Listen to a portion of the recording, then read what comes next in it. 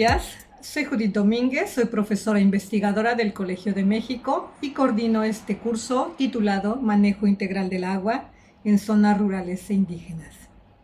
Este curso se oferta dentro de los cursos de capacitación de la Escuela del Agua, ofrecidos por la Comisión Nacional del Agua y el Estado de Guanajuato, concretamente la Comisión Estatal del Agua de Guanajuato, a quien agradezco muchísimo la confianza para desarrollar con ustedes este curso que hemos diseñado en conjunto con la Universidad Veracruzana. A partir de un proyecto que desarrollamos el año pasado y lo que lleva de implementado en la Universidad Veracruzana Intercultural, sede Altas Montañas, ubicada en el municipio de Tequila, Veracruz, un municipio indígena dentro de una región náhuatl mucho más amplia y que ha sido muy satisfactorio. Este proyecto se tituló Sendero Interpretativo del Agua. No voy a abundar en él porque mis colegas que están ahí de la Universidad Veracruzana lo harán mucho mejor que yo y podrán atender todas sus preguntas y dudas y aportaciones al respecto. Este proyecto ha sido muy satisfactorio porque nos permite ver que hay soluciones integrales para atender la problemática de las zonas rurales, de comunidades pequeñas, de entornos pequeños, de un conjunto de viviendas, funciona para localidades rurales dispersas, pero también para escuelas, para la periferia. También podría funcionar en ámbitos urbanos. Ahora, ¿qué es lo que quiero destacar de este curso? Es que está pensado en manejar desde la escala más local, la más pequeña, inclusive por los propios habitantes, por un comité de agua rural, esta complejidad que a primera vista pareciera haber de abastecer agua, canalizarla, usarla, tratarla y después, una vez tratada, poder reutilizarla. Yo creo que ahí hay una de las grandes virtudes, de las grandes aportaciones que ustedes encontrarán en este proyecto.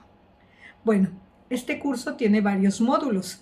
Lo habrán visto en el programa. Está dirigido a comités de agua. Creemos que puede ser muy provechoso, es muy oportuno por las cuestiones técnicas y de organización y administrativas que pudiéramos compartir con ustedes, pero también a personal de las comisiones estatales del agua, como hay ahora, personal administrativo, personal de gestión, para entender esa dinámica que hay que entender para mejorar el acceso al agua en zonas rurales. Bueno, tiene una parte de interculturalidad, tiene una parte técnica, tiene una parte de comunicación y una parte de organización social y el marco normativo, la contextualización, que es en la que yo me centraré en estos momentos.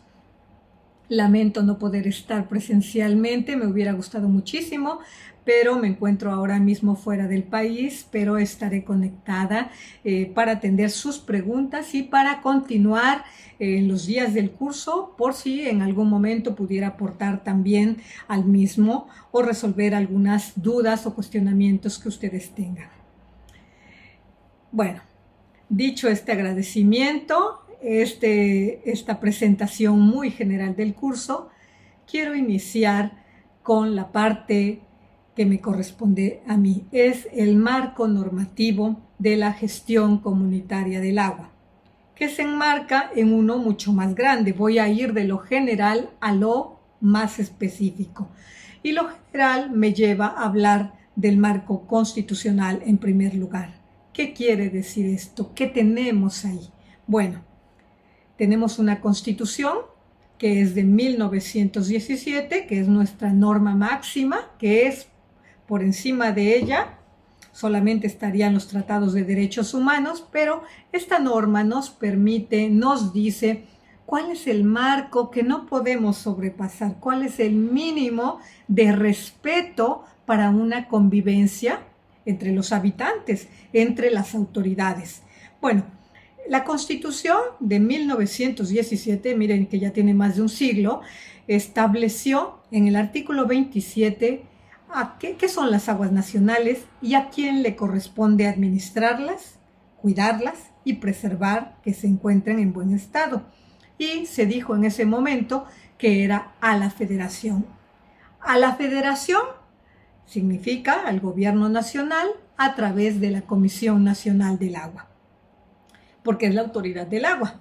¿Sí? Entonces, la Comisión Nacional del Agua es quien tiene de forma exclusiva la facultad de administrar y de conceder, en su caso, si es que así lo considera, que los particulares puedan usar y aprovechar el agua a través de una concesión, que es el título administrativo que se da a las personas para que puedan usar el agua y aprovecharla de forma exclusiva para alguna actividad económica, para una actividad industrial, inclusive para el abastecimiento de ciudades cuando se le da a los municipios o para uso doméstico. También existen asignaciones de agua para uso público urbano o para el consumo doméstico. Bueno, en esa época, bueno, no teníamos tantos avances en el conocimiento de los recursos hídricos como los tenemos ahora. Y se hizo un catálogo de las aguas que se quedó corto, pero que con los años se fue complementando. Por ejemplo, los manantiales, no se decía si eran aguas nacionales, si eran aguas privadas. Las aguas del subsuelo, es decir, el agua subterránea, es agua nacional, es agua del propietario del terreno, sobre todo piénsenlo en el uso agrícola, que es muy importante. ¿Puede usar toda el agua, extraerla, toda el agua? Pues se fue aclarando con los años que no, que el agua la administra de forma exclusiva la nación, la federación, la Conagua, y que el que se diga que son aguas nacionales, todas las aguas, quiere decir todas las aguas. ¿Sí? No hay aguas privadas en nuestro país, por mucho que alguno haga una presa o considere que son sus aguas, no, porque el manantial está dentro de su terreno es de ellos, no, son aguas nacionales. Sin embargo, este es el pan nuestro de cada día de muchos municipios, sobre todo de zonas rurales, ¿no? El dueño de un manantial no permite que pasen a tomar agua porque dice, es mi manantial, está en mi terreno. Tenemos experiencias en otros estados donde inclusive el propio municipio tiene que pagarle al dueño del terreno para poder extraer agua ahí cada año, en fin. Y también hechos de que le cierran, de pronto se enoja, se molesta el dueño del terreno y cierra. Eso no debe pasar, eso no está permitido, eso va contra la legalidad y contra lo que dice la Constitución. Sin embargo, bueno, no todo el mundo sabemos lo que dice exactamente la Constitución. Yo creo que ese es uno de los aportes mínimos que pudiéramos sacar de este curso, al menos en los aspectos jurídicos.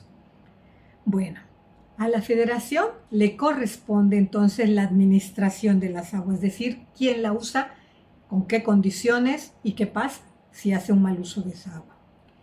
¿Qué le corresponde al Estado? Pareciera que el Estado no tiene mucho margen de acción porque no hay un artículo en la Constitución que se refiera al Estado. Por eso me voy a referir en segundo lugar a los municipios, porque sí hay un artículo. El 115 constitucional dice: los municipios tienen a su cargo la prestación de forma exclusiva de los servicios públicos de agua potable, drenaje, alcantarillado, tratamiento y disposición final de las aguas residuales, en las cuales no intervienen ni la Federación ni el Estado, a menos que el municipio lo solicite. Si no lo solicita, no puede venir a decirle el Estado, mira qué mal lo estás haciendo, te voy a sancionar. No, porque el municipio es autónomo, ¿sí? Entonces, pero el propio artículo hace una excepción y dice, si el municipio lo solicita al Estado, solicita su apoyo, solicita que le supla temporalmente, previo convenio firmado, debe haber eso, que haya una solicitud y que haya un convenio firmado, puede el Estado prestar el servicio público, como pasa en muchas partes del país, ¿no? Pero si no existe ese convenio, no podría hacerlo, iría contra la constitucionalidad. Esto ha sido un problema, sí, en el país, porque también se han dado los casos en que no existía el convenio, ¿no? ¿Cuándo nos damos cuenta que es un problema? Bueno, cuando llega al municipio un gobierno de otro color y dice, bueno, a ver aquí, esto significa ingresos. Prestar los servicios públicos significa que me ingresen a la tesorería municipal, a la hacienda municipal, algunos ingresos los quiero yo. Y entonces, bueno, empiezan ahí un estira y afloje para que le devuelva el Estado al municipio los servicios, puede ser tránsito también, tránsito es municipal, otros servicios también. El municipio, como la autoridad más cercana a los ciudadanos, que se supone conoce los problemas de forma más directa y es a quien acude en primer lugar una persona, un habitante que tiene un problema, pues va al municipio, no va al Estado directamente, ¿no? Mucho menos a la Conagua. Va al municipio, a la ventanilla municipal y entonces dicen, bueno, pues los problemas locales, los de las ciudades, le corresponde resolverlos al municipio. Y entonces empiezan esta asignación de competencias. Eso se hizo en 1985, una gran reforma constitucional, porque antes los servicios públicos los daba la federación. Tenía comités de aguas federales, pero eso estoy hablando de la época de los 50, de los 70, cuando la población empezó a crecer, sobre todo en grandes ciudades, cuando empezó a migrar, porque ahí estaba el trabajo, pues dijo, yo no puedo con esto, lo voy a traspasar al municipio, que es la autoridad más cercana. Y así lo hizo. Quizá en esa época fue muy precipitado porque le entregó todos los servicios públicos, ¿no? Y resulta que no todos los municipios eran fuertes, no todos los municipios tenían un personal capacitado, ni un presupuesto. Y bueno, se vieron de un día para otro con la responsabilidad de prestar servicios públicos de forma continua, de calidad. Y eso, a más de 40 años de experiencia que llevamos, pues nos estamos dando cuenta que no ha sido quizá la mejor opción, no ha funcionado porque los municipios en su mayoría están funcionando en números rojos, que quiere decir están quebrados hablando de servicios públicos de agua, ¿sí? Son incapaces de cobrar una tarifa adecuada, de mantener y rehabilitar la infraestructura que tienen a su cargo, de reparar todas las fugas. No es el caso del estado de Guanajuato, ahí sí quiero aclarar. Hay pocos municipios, pocos organismos operadores, pero sí los hay que funcionan bien, muy bien. Los de Guanajuato creo que pudiéramos ubicarlos en este grupo. Pero de los 2.471 municipios que existen en el país, esta no es la realidad. La mayoría tiene grandes problemas financieros, de sostenibilidad. No tienen personal adecuado, ¿sí? Entonces tienen una alta rotación y esta falta de experiencia es un puesto muy político, ¿sí?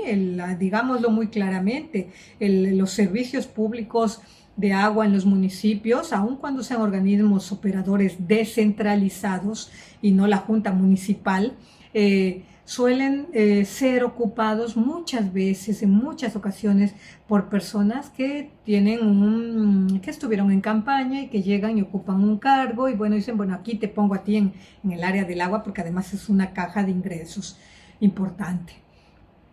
Entonces, esto le ha hecho mucho daño al sector de agua potable y saneamiento en el país.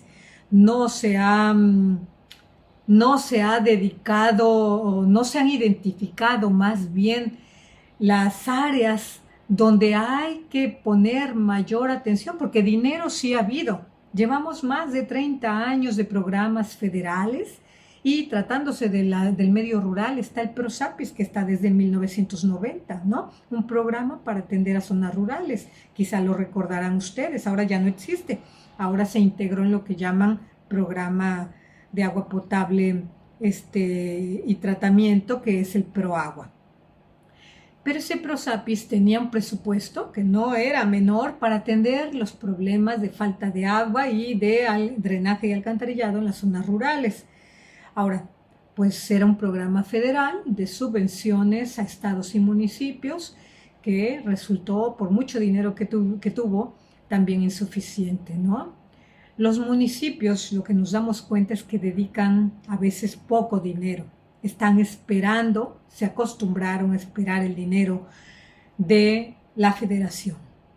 Y entonces pocos en el país dedican un presupuesto considerable, suficiente para resolver para los problemas de mantenimiento, de infraestructura, de ampliación de la infraestructura, de reparación de fugas, todo lo que implica prestar servicios públicos, y lo que vemos es que cada vez se deterioran más en el país. Bueno, afortunadamente este no es el panorama, no es así de grave como lo estoy pintando en el estado de Guanajuato, donde hay una Comisión Estatal del Agua fuerte, y esa fortaleza se ve en muchos aspectos, ¿no? Es un estado que cada año tiene un evento de agua que ya lleva muchísimos años celebrando, donde se ve la prioridad que el estado dedica al tema del agua. Tenía áreas de atención específica al área rural. Es un estado de los pocos que hay, si no es que el único, salvo un municipio en Chiapas, que tiene reglamentado el acceso al agua en zonas rurales, es decir, reglamentos para zonas rurales, reglamentos municipales. Entonces, eso hace una gran diferencia a la hora de tomar medidas, ¿no? Y se ve también en fortaleza de muchos de sus comités de agua. Pero eso no significa que no deban actualizarse, que no existan todavía áreas de oportunidad que atender, y precisamente ese es el objetivo de este curso, y para eso estamos aquí, para atender esas dudas que ustedes pudieran tener desde el punto de vista técnico, organizativo, social o jurídico. Bueno, el municipio tiene la prestación de servicios públicos, y cómo encajan ahí los comités de agua, podrían ustedes preguntar. Si el municipio ha expedido un reglamento, pues lo tenemos un poco más claro, ¿no? Si no tienen un reglamento municipal, vean ustedes que dije que hay 2.471 municipios de acuerdo al censo 2020 del INEGI, pues resulta, y ese dato me lo dieron ayer en la Comisión Nacional del Agua, que solamente existen 42, yo creo que hay más, ¿eh? Ellos tienen una base de datos de 42 reglamentos municipales de servicios públicos de agua. ¿Qué pasa con los 2.000, más de 2.000 municipios? No han logrado, no han querido, han evadido su responsabilidad, porque es su obligación tener un reglamento municipal de servicios públicos. Pues no sabemos cuál es el motivo, pero si dicen 42, pongamos 100. Pongamos 100 de 2.400, ¿qué está pasando? Pues ahí hay vacíos, y todos estos vacíos normativos pues luego llevan a confusiones y a echarse la bolita de te toca a ti, no me toca a mí, como vamos a ver, les voy a poner algunos ejemplos. Bueno, ahora sí paso al Estado. ¿Qué le toca al Estado? Bueno, residualmente, es decir, lo que no esté previsto para la federación y lo que no esté previsto para el municipio, lo puede hacer el Estado. ¿Qué sería? Pregúntense ustedes. Bueno, si existen aguas estatales, el Estado puede administrarlas. ¿Qué es agua estatal? La que nace y muere dentro del propio Estado, porque si ese río, ese arroyo pasa hacia otro Estado, entonces ya es agua nacional. Ahí no entra, pero sí, que sí existen, lo tiene identificado, inventariado, dice, aquí nace y muere este río, ahí sí puede el Estado decidir qué hacer, preservarlo, dar una concesión, bueno, administrar el agua estatal. Lo que han hecho la mayoría de los estados en el país es expedir leyes estatales de agua. Guanajuato tuvo una ley estatal de agua que se abrogó, y se prefirió, esa es otra vía, también muy válida, expedir un código territorial, donde uno de sus apartados, un apartado grande, está dedicado al tema del agua y de los servicios públicos. Habla de la programación, de la planeación, de la prestación de servicios públicos. Es una vía válida, legal, que ha decidido el Estado de Guanajuato. Entonces, En esta vía, en ese código territorial se establece el marco mínimo uniforme de la prestación de los servicios públicos para el Estado.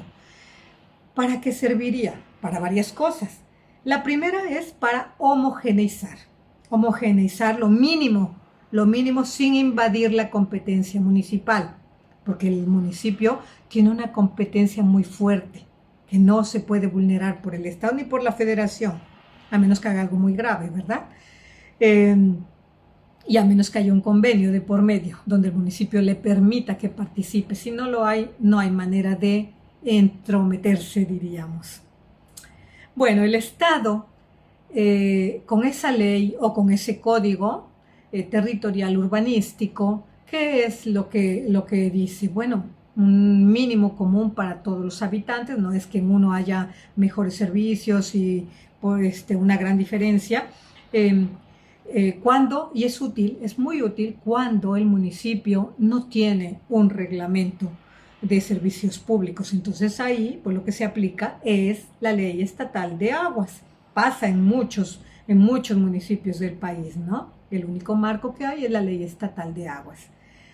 Ahora, esta ley estatal de aguas podría tener otras funciones, como incorporar la gestión integral del agua también, como implementar mecanismos de colaboración con otros estados, con los municipios o con la federación, y principalmente podría poner un marco de regulación de los servicios públicos como existe en muchos países de Latinoamérica y que facilita avanzar mejor y más rápido en la garantía del derecho humano al agua. Este marco de regulación de los servicios públicos existe en países como Chile, como Colombia, Perú, Ecuador, Nicaragua, varios de Centroamérica, y nosotros no lo tenemos. No sabemos a ciencia cierta cuál es la razón de por qué aquí no existe un marco de regulación así de detallado que permita comparar, entre otras cosas, y compararse entre municipios o entre organismos operadores, mejor dicho, este lo está haciendo mejor y el otro voltea a verlo y dice, no, pero ¿por qué calificarlos, puntuarlos y darles en función de su desempeño, de si lo están haciendo mejor o peor, darles los incentivos? Eso ayudaría muchísimo también a hacer más eficiente el uso del presupuesto que cada vez es más escaso. Bueno, eso es el marco estatal. En términos generales, ese es el marco del agua en el país. Voy a pasar ahora al marco de los derechos humanos vinculados al agua, concretamente al derecho humano al agua. Este derecho se reconoció en México en el 2012 y se incorporó en la Constitución en el artículo 4, párrafo 6, y dice, toda persona en el país, toda persona significa incluidos los migrantes, ¿sí? Tienen derecho al agua de calidad suficiente, disponible, o sea, cercana también, asequible, que significa a un precio que pueda pagar. Tiene derecho a saber la calidad del agua, a saber cuánto cuesta, a saber cómo se programa, es decir, el derecho a la información en términos de agua, que le permitan un uso doméstico del agua, uso personal y doméstico. ¿Qué es el uso personal y doméstico? Significa no solamente el agua para beber, significa también el agua para limpiar la casa, para lavar la ropa, para cocinar, para el abrevadero de mis animales domésticos, ¿no? No estoy hablando de grandes cantidades, no, eso ya es uso agropecuario, sino para lo que yo pueda tener, para el regado de mi huerto. Vean ustedes, esto es muy importante, no solo es el agua para consumirla, implica para que yo como persona pueda desempeñarme dignamente todos los días, ¿no? Pueda vivir dignamente todos los días. Requiero no solo tomar agua, sino estar limpia, tener higiene. Yo creo que la pandemia nos mostró lo dramático que significa no tener agua en tu vivienda o en tu terreno. Tan es así que hubo que poner hubo que tomar medidas emergentes y poner tinacos públicos, no solo en el centro de la ciudad, sino sobre todo en zonas rurales donde no había agua continua, ¿no? Donde incluso no hay agua. ¿Para qué? Pues para que mínimamente pudieran lavarse las manos. Hoy sabemos que la gente que no tuvo acceso al agua y que por tanto no tuvo acceso a higiene segura, pues estuvo en mayor riesgo de contagiarse. Esto es aceptable cuando hemos incorporado en la Constitución el derecho humano al agua. Pues no, no. Y lo que nos está mostrando es que nos queda todavía ahí algo por hacer como autoridades y como sociedades. Porque el derecho humano al agua, en primer lugar, dice todos tenemos derecho a una cantidad suficiente de agua para uso personal y doméstico. En segundo lugar, dice existe corresponsabilidad entre todas las autoridades. No dice le toca al municipio o al estado o a la federación nada más, no. Corresponsabilidad a los tres. El problema es que hasta hoy en día, después de 10 años de haberse hecho esa reforma constitucional, no sabemos claramente qué le toca a cada nivel de gobierno. Pero más allá de eso, también dice, existe corresponsabilidad con la sociedad. Hay que identificar qué le toca a la sociedad. Y una de esas obligaciones importantes es pagar la tarifa que se le cobra. Sabemos que en el país, y ese es uno de los problemas por los que muchos organismos operadores funcionan en números rojos, es que no se paga la tarifa, sea mínima o esté bien hecha, esté bien diseñada. No todos pagamos la tarifa que nos corresponde al usar el servicio público, ¿sí? Porque no es que paguemos el agua, y hay un error a veces, ¿no? El agua. Dicen, bueno, pues el agua ya está libre, lo que le estoy cobrando es canalizarla, ¿no? Canalizarla a su hogar, pero ahí también tenemos un problema. Muchas veces las poblaciones que están pagando más por el agua son aquellas que no tienen los servicios públicos, ¿no? Que no se les ha canalizado. ¿Por qué? Pues porque tienen que comprar agua en garrafón o una pipa, y sabemos que a veces los piperos abusan y cobran lo que quieren dependiendo de la necesidad que tengas, ¿no? Y de la urgencia. Entonces ahí hay muchas cosas que resolver desde la perspectiva del derecho humano al agua. Bueno, ¿qué autoridades son corresponsables? No solo son las del agua, hay otras. Por ejemplo, la Comisión Federal de Electricidad.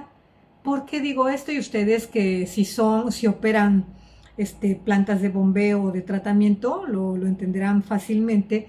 Es que la tarifa de agua que pagan los comités o quien está a cargo del servicio es alta. Es alta porque se le considera uso industrial. Desde la perspectiva del derecho humano al agua, ahí debería de modificarse y tener una tarifa preferencial. Es decir, el organismo operador o el comité de agua no es una industria, no está sacando un lucro ahí como para que pague una tarifa industrial. Y ahí hemos documentado que se va mucho del presupuesto del organismo operador en el pago del recibo de la luz eléctrica. ¿Tiene que ver con el derecho humano al agua? En mi opinión, sí. ¿Por qué? Porque hemos visto que en varios organismos operadores del país se les ha cortado por la CFE la luz, y entonces se paraliza la planta de bombeo o la planta de tratamiento por la falta de pago del recibo de la luz. Y CFE es implacable. El organismo de operador de agua no puede cortar el agua, ¿no? Si la corta o si la suspende, tiene que garantizarte el mínimo vital, es decir, 50 litros por habitante al día, ¿sí? O sea, si hay una vivienda de 4 habitantes, pues te tiene que dar 200, es el mínimo que dice el estándar internacional. Entonces, pues sí está en desventaja un organismo operador o un comité de agua, ¿no? Porque tendría que pagarle el recibo de la luz, y ahí se le va mucho dinero. Y si vemos que no recauda la tarifa completa, y si su presupuesto cada vez se reduce más, y si el programa de apoyo del ProAgua todavía se reduce como lo ha estado haciendo en los últimos 6 años, cada año se reduce más, pues hay un problema de sostenibilidad financiera. ¿Qué más nos dice el derecho humano al agua? Bueno, nos dice asequible, es decir, que tenga un costo que se pueda pagar, significa que no puede exceder más del 3% de los ingresos de un hogar. Bueno, hay que estar haciendo las cuentas, ¿verdad? Pero quien compra una pipa, quien compra un garrafón o garrafones cada agua u otra manera de abastecerse de agua, muchas veces paga hasta el 5%, con lo cual tampoco se está cumpliendo con el derecho humano al agua ahí. ¿Cuál es el problema? Pues que la reforma al artículo 4 constitucional en el 2012 decía, en el plazo de 360 días deberá expedirse una ley general de aguas. Lo habrán escuchado ustedes, porque vamos que cada año, que cada nueva legislatura, van 4 legislaturas y no han adoptado esa ley, pues se viene y se ponen los medios y ahora sí lo vamos a hacer, y 4 legislaturas y no se ha aprobado esa ley. Y en eso pues no sabemos qué le corresponde a cada quien, ¿no? ¿Cuál es el parámetro? No es que no se haya hecho nada. Algunos estados, y son muy pocos, lo han reconocido, lo han incorporado en su constitución o en su ley de aguas. Así es Ciudad de México, San Luis Potosí, Aguascalientes, pero el resto de los estados del país no han incorporado el derecho humano al agua. Esto no quiere decir que no hayan hecho algunas medidas, no las que deberían, pero bueno, algunos han adoptado medidas, han orientado presupuestos, o las comisiones estatales de derechos humanos o la nacional ha emitido recomendaciones, o inclusive han llegado a los juzgados cuando una persona dice, yo no me están garantizando mi derecho humano al agua, voy a poner un amparo, una demanda al organismo operador o al municipio porque no me está abasteciendo de agua, como lo dice el artículo 4 constitucional, y ponen esa demanda y la ganan y les dan la razón, y entonces le mandan ahí un escrito al organismo operador, usted tiene que garantizarle 50 litros por persona al día. Bueno, pero eso implica muchos trámites, ¿no? Si estuviera la ley expedida, quizá nos los ahorraríamos, ¿no? Habría un poco más de claridad. En esta ausencia de ley, la Suprema Corte recientemente, vean ustedes, en marzo de este año, 2022, emitió una resolución, no por el derecho humano al agua, sino porque algunos municipios de Chihuahua se quejaron por la entrega de agua de Estados Unidos. Miren, ¿por qué es importante todas estas anécdotas que les estoy contando? Porque va a ser el pan nuestro de cada día en los próximos años, cada vez con más frecuencia. Hay escasez de agua, hay sequías, y empieza a haber luchas, competencia por a ver quién usa el agua. Sí, quién tiene prioridad en el uso del agua. Y entonces con Chihuahua, lo recordarán ustedes, los municipios, muchos dijeron, no, el agua es de Chihuahua, no sale de Chihuahua, no se va a entregar a Estados Unidos. Bueno, equivocadamente, porque como dije al inicio, la administración de las aguas nacionales, como eran esas aguas, no son de Chihuahua, son nacionales, son de todos, pues eran para cumplir una obligación internacional que México adquirió desde 1944. Que hay sequía, sí, que hay que mirar primero por nosotros, también es verdad, ¿no? Pero hay que, ahora sí que mirar cómo resolvemos estos problemas sin perjudicarnos en primer lugar como país nosotros.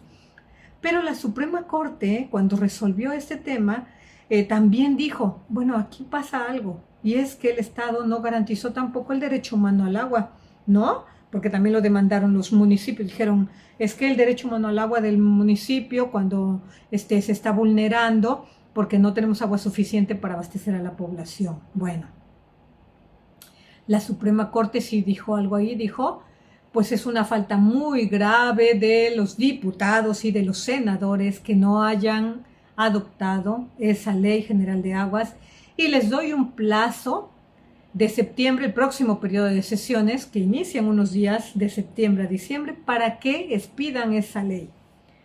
Veremos si lo hace el Congreso de la Unión, si lo hace la Cámara de Diputados. No sabemos, ¿no? ahora existe una exigencia de la Suprema Corte, pero también es verdad que si no lo hacen no hay ninguna sanción. No hay ninguna sanción prevista en la Constitución ni en ninguna otra norma de si los diputados no adoptan la ley, ¿qué pasa? ¿Se les sanciona? Pues no, no pasará nada. Bueno, y seguiremos con esos vacíos que permiten que las autoridades pues se salgan por ahí, por ese hueco y digan, bueno, es que todavía no sabemos si me toca a mí, qué presupuesto, bueno, sirven de excusa.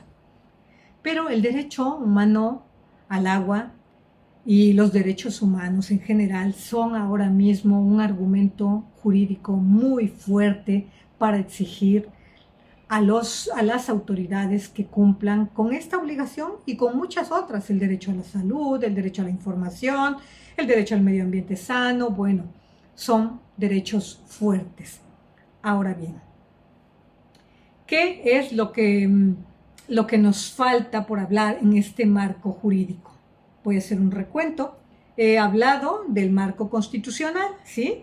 Es el 27, artículo 27 constitucional, que dice: la Federación administra las aguas de forma exclusiva.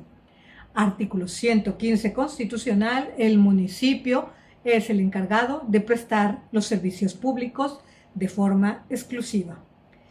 ¿Qué puede coadyuvarle el Comité de Agua Rural u otros entes? En algún, aunque son muy pocos los casos, en algún estado se permite a la participación privada, ¿no? A través de una concesión de servicios públicos. El Estado pone ese marco, a través de marco estatal para la prestación de servicios públicos, a través de una ley estatal de agua o de un código urbanístico. Ahora, ¿qué le corresponde al Comité de Agua? ¿Tiene obligaciones o responsabilidades? Pues con esta reforma constitucional al cuarto sí las tiene y son claras. El municipio no deja de tener responsabilidad nunca, pero cuando está un comité actuando legalmente, abasteciendo una población, sea con infraestructura, sea con tecnología alternativa o no convencional, tiene la obligación de dar agua de calidad, es decir, que cumpla las normas de agua potable para consumo humano. Y no es fácil porque ni siquiera el organismo operador llega a cumplir todos los parámetros que exige la norma. Pero tiene. Ahora, ¿puede un comité de agua violar el derecho humano al agua? Pues sí, también puede. Y esto lo vemos sobre todo en determinados ámbitos, como podrían ser con los ámbitos indígenas, en entornos indígenas, cuando lo he visto, no es algo de ficción, ¿no? Cuando a una persona de otra etnia, por ejemplo, se le niega el derecho al agua, o por otras razones, ¿no? Entonces ahí se estaría violando el derecho humano al agua, muy probablemente. ¿Quién es responsable? ¿El Comité Rural de Agua o el municipio? Bueno, se tendría que entrar a ver cómo está ese acuerdo entre municipio y comité. Pero miren ustedes, por eso es importante lo que vemos en este curso. Porque si bien es cierto que en Guanajuato hay reglamentos para la prestación en el ámbito rural y que implica reconocer a los comités de agua y fortalecerlos y apoyarlos y darles cierta capacitación técnica, en el resto del país no existe eso. No existe eso. Entonces, ¿qué va a pasar cuando un comité de agua vulnere el derecho humano al agua? Cobra una tarifa de más del 3%, excluya a unas personas de darles agua, viviendo en la misma población, en la misma localidad, pues habrá que llevarlo o analizarlo en términos jurídicos. Entonces, es importante por eso estos reglamentos municipales, ¿no? Que tengan estas previsiones. En Chiapas hay un municipio, Berriozábal, que ha ido un poquito más allá y que tiene además una forma de asociación público-comunitaria. Eso lo ha copiado de las experiencias latinoamericanas. En vez de hablar de participación privada, habla de participación público-comunitaria, es decir, una especie de asociación entre el municipio y un comité de agua, Y entonces queda más clara esa corresponsabilidad. Todo esto es por virtud del derecho humano al agua que viene a modificar de verdad realmente las relaciones, la forma, las obligaciones, las responsabilidades de comités, de municipios y de la Comisión Estatal del Agua, porque subsidiariamente, si el municipio no puede, será la comisión la que es responsable de garantizar el derecho humano al agua. En último lugar, la CONAGUA. ¿Cuál es la obligación de la CONAGUA? Pues dar agua en bloque suficiente. Y ahí sí hay algo que hacer también, ¿no? Es decir, si la asignación que tiene un municipio de agua es del 85, del 90, pues del 1990 me refiero, pues la población ha crecido, a lo mejor ya no es suficiente, a lo mejor hay que aumentar ese volumen de agua y eso sí le toca a la CONAGUA. Pero es la corresponsabilidad a que se refiere el derecho humano al agua, no solamente es el comité ni el municipio, son todas las dependencias y es la sociedad. Y la sociedad tiene múltiples formas, no solo es la obligación de pagar, esa es importante, pero no es la única, tiene múltiples formas de participar, sobre todo lo que se busca es que sea proactivamente. ¿Cómo? Participando en un comité de agua, participando en el monitoreo, la supervisión a través de contralorías de agua, ¿no? Contralorías sociales o consejos consultivos como existe en Guanajuato, ¿no? Guanajuato en ese sentido, quiero reconocer que es un estado privilegiado porque tiene institutos de planeación, consejos consultivos, tiene varios mecanismos, instrumentos que permiten esa participación, que tiene consejos de administración ciudadanizados. Eso también es muy importante porque ¿dónde hay que decidir cuánto cuesta cuánto cuesta el servicio público, la tarifa de agua? En el consejo de administración, ¿no? Discutir, mire usted, hay que aumentarlo y luego socializarlo, no es subirla por subir y luego decir aquí hay problemas, hay una fuga, el agua no cumple, no es de calidad, tiene un mal sabor, o sea, todo esto, vean ustedes qué amplio es el derecho humano al agua, todo esto cae en el contenido del derecho humano al agua. El agua debe ser de buena calidad, quiere decir que tenga buen sabor, no que tenga flúor, ¿no? Y otros contaminantes o un sabor que no guste y que entonces me lleve a comprar agua en garrafón, no cumpliría el estándar del derecho humano al agua. En este estándar también el derecho a la información está incluido. Entonces es un derecho muy amplio, a eso se le llama vis expansiva, es decir, que tiene una fuerza que se expande para explicar, para proteger, para exigir más allá que agua que me llegue a través de la red, ¿no? En ciertas condiciones, que me den información, que me cobren una tarifa adecuada, en fin. Ahora, es importante la función del comité de agua, y ahí me refiero a la gestión comunitaria del agua, es importante porque generalmente va a funcionar mucho mejor en ámbitos pequeños o en aquellos donde el municipio no llega. No lo ha hecho, no tiene el dinero, no quiere, en fin. Y entonces los ciudadanos se organizan, se autoabastecen y generalmente tienen como que controles mucho mejores, porque es ámbito local, ¿no? Tienen más interés también, ¿no? Eso se ha visto en muchos ejemplos del país. Ahora, ¿está reconocida la gestión comunitaria en la Ley de Aguas Nacionales? No. En las leyes estatales de agua, muy pocas, ¿no? Menos de la mitad de las leyes estatales de agua reconocen la gestión comunitaria del agua y mucho menos la apoyan o la fortalecen, como este curso. Es un curso de fortalecimiento de la gestión comunitaria del agua, porque la actualización es indispensable, ¿no? Cada año pues surgen nuevas cosas. En este curso vamos a ver que las reglas de operación del ProAgua ni siquiera las conocemos bien, ¿no? No sabemos que hay apoyos ahí para los comités de agua que pudieran solicitar, no tan directamente, pero sí con un protagonismo que antes no tenían. Y eso es algo muy importante, ¿no? Hay un ámbito ahí que desde el 2020 que se incorporó no se ha puesto en práctica. ¿no? ¿Por qué? Porque la Conagua no sabe cómo hacerlo, ¿no? No ha desarrollado esa normativa para decir, miren ustedes, lo que llamamos aquí obras por cooperación, donde participa un comité rural de agua, o urbano también de agua, un comité de agua, funcionará de esta manera. Tiene estas obligaciones, le puedo dar este dinero, no se lo puedo dar. Esas bases no están desarrolladas y este curso sí les dará luz sobre esto, porque hay una oportunidad de pedir dinero concretamente del ProAgua para zonas rurales, con participación más activa de los comités de agua. Entonces, la gestión comunitaria, esta es la situación, es muy diversa. Hay un dato que no me parece que sea real, de ANEAS, que dice la Asociación Nacional de Empresas de Agua y Saneamiento, que existen 1.300 aproximadamente comités de agua en el país. No, existen mucho más. En una estimación que nosotros hicimos en el Colegio de México en el 2018, podrían ser más de 25,000.